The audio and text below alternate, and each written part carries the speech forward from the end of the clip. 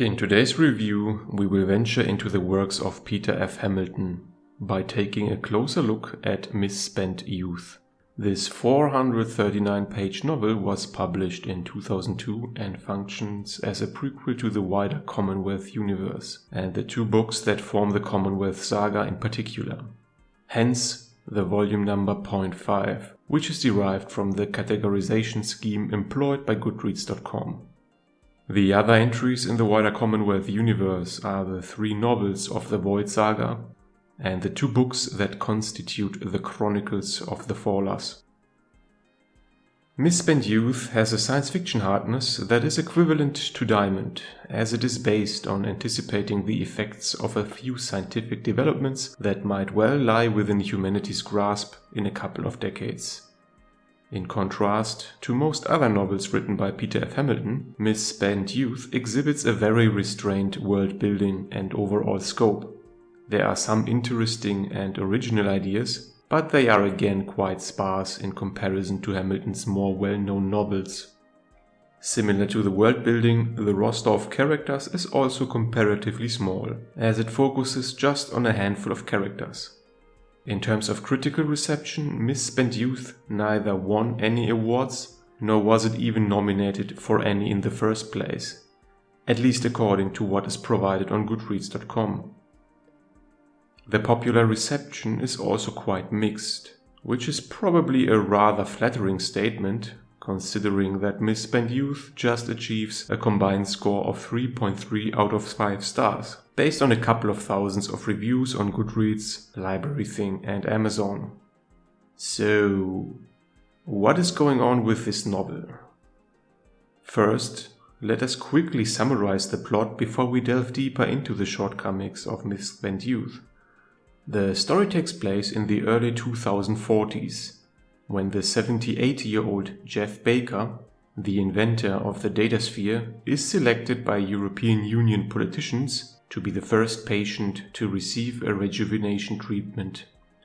Not least because Jeff Baker made his revolutionary inventions available to everyone, free of charge. After the treatment, Jeff returns to his family and friends in the body of a 20-year-old. At first, this appears to be a wonderful gift. However, there are repercussions on his relationships, particularly with his young ex-model wife, his teenage son, and his old friends, who are all seniors. That pretty much sums up the story without giving away too much. Misspent Youth explores how such a rejuvenation impacts the family dynamics and also poses the question how the limitations of an aged body, or rather the replacement thereof, would influence someone's behavior. These are some interesting points, but in my opinion they are explored better and way more efficient in terms of the number of pages it is written on in some chapters of Pandora's Star, the first quote-unquote full entry to the Commonwealth Saga.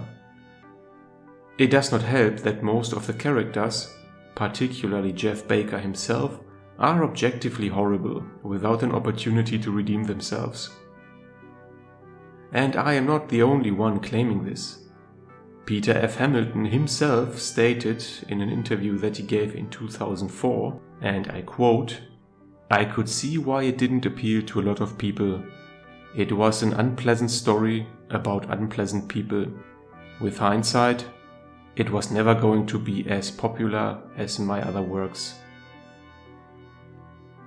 Another point of criticism that frequently comes up is the somewhat dystopic setting, particularly the negative depiction of a further centralized European Union with its excessive bureaucracy, political games, migratory pressures, separatist movements, and significant economic problems that are underlined by rising inflation are a point of contention among some critics.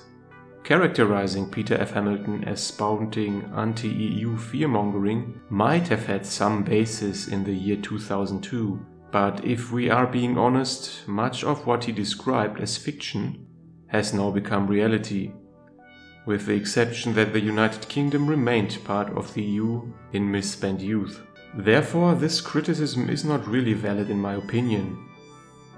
Overall, Misspent Youth is a hard sci-fi novel with relatively unlikable characters, little world building, and just a couple of interesting ideas. What makes it somewhat significant is its role as the first entry chronologically to the Commonwealth Universe, both by publication year as well as within the timeline of the series.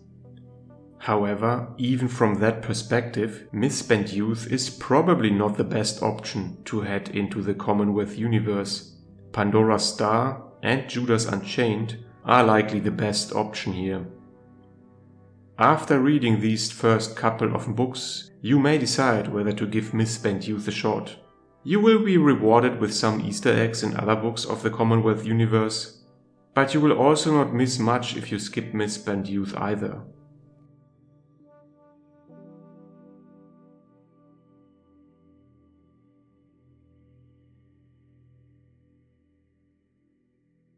If you liked this video, you may also enjoy the other reviews and content on my channel. Feel free to leave a comment if you want to discuss the novels or if you want to suggest other books that I should review in the future. Please consider upvoting and subscribing, it is much appreciated. Thank you for watching and until next time.